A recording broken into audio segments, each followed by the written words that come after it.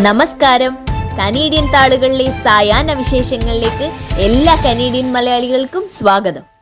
പാക്സിലോവിഡിന് പണം നൽകുന്ന കാനഡയിലെ ആദ്യത്തെ പ്രവിശ്യയായി ബ്രിട്ടീഷ് കൊളംബിയ. കാനഡയിലെ COVID-19 മരുന്നായ പാക്സിലോവിഡിന് പണം നൽകുന്ന ആദ്യത്തെ പ്രവിശ്യയാണ് ഇനി ബ്രിട്ടീഷ് കൊളംബിയ.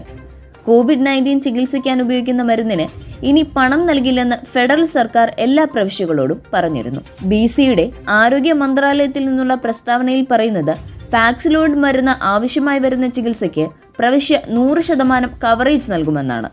പ്രതിരോധശേഷി കുറഞ്ഞവരെ പോലുള്ള ഗുരുതരമായ രോഗസാധ്യതയുള്ളവർക്കും COVID-19 മൂലം ആശുപത്രിയിൽ പ്രവേശിക്കപ്പെടുന്നവർക്കും ഈ മരുന്ന് ശുപാർശ ചെയ്യുമെന്ന് ആരോഗ്യ മന്ത്രാലയം പറയുന്നു. തിരഞ്ഞെടുപ്പ് തീയതിയിൽ മാറ്റം വരുത്തിയത് ഒഴിവാക്കണമെന്ന് ആവശ്യപ്പെട്ട് NDP.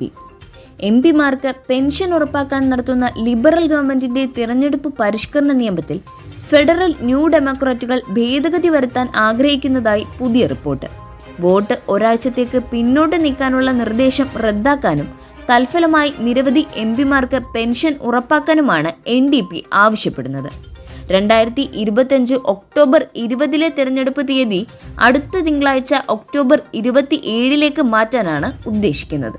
കാർ മോഷണങ്ങൾ മൂലം ജനങ്ങൾക്കിനി ശരാശരി ഇൻഷുറൻസ് ചെലവുകളേക്കാൾ 37% കൂടുതൽ നൽകണം. കാനഡയിലെ വാഹനമോഷണ പ്രതിസന്ധി ദശലക്ഷക്കണക്കിന് കനേഡിയന്മാരെയും കാറുകൾ മോഷ്ടിക്കപ്പെടാത്തവരെ പോലും ബാധിക്കുന്നതായി പുതിയ റിപ്പോർട്ട്.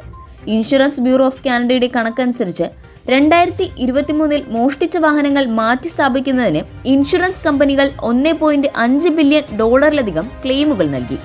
പിന്നീട് തുടർച്ചയായ 2ാം വർഷവും വാഹനമോഷണ ക്ലെയിമുകൾ $1 ബില്യൺ കടന്നു.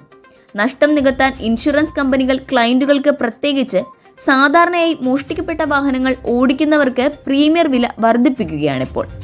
ഒൻറ്റാരിയോ സ്കൂളിലെ മുറിയിൽ ഒറ്റപ്പെട്ട നിലയിൽ കണ്ടെത്തിയ കുട്ടി മരണപ്പെട്ടു. ഭിന്നശേഷിക്കാരനായ കുട്ടിയെ 2 ആഴ്ച മുമ്പാണ് സ്കൂൾ മുറിയിൽ അബോധാവസ്ഥയിൽ കിടക്കുന്നതായി കണ്ടെത്തിയത്. പിന്നീട് കുട്ടിയെ മരിച്ചതായി സ്ഥിരീകരിച്ചു. അപസ്മാരത്തിന് കാരണമാകുന്ന ഡ്രാവൈറ്റ് സിൻഡ്രോം എന്ന അപൂർവ രോഗത്തിന് ഇരയാണ് 16-കാരനായ ബെൻഡ്ര ഡേവിഡ്.